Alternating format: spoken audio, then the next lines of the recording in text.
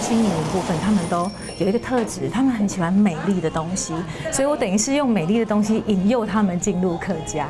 3个月美姿礼仪造型的职训课程成果发表，从不同国度嫁到苗栗的新移民，通力合作完成的礼服，不只是礼服。是我嫁到这边来的一种心情，对，就刚来的时候就很迷惘、很彷徨。从哈尔滨来到台湾的李荣梅，用客家童花表现对苗栗的认同，找到幸福原地，终能像蝴蝶般翩翩飞舞。谁没按讲？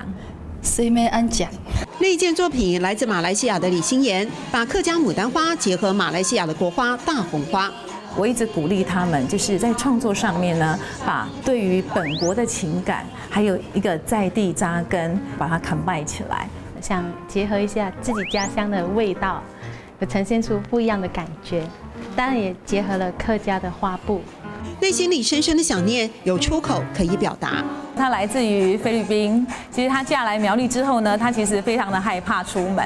不过她来上课之后呢，变得越来越开心。你说怎么会讲什么？安息 C。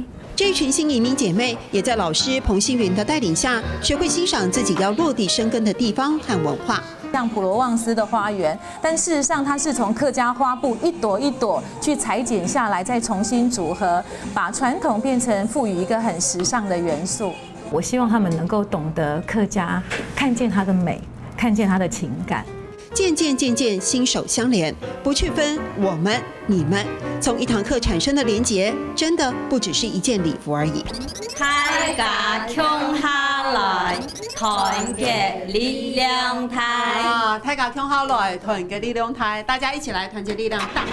上課咯！大家共下來，團結力量大。大家共下來，團結力量大。謝謝鍾怡老師。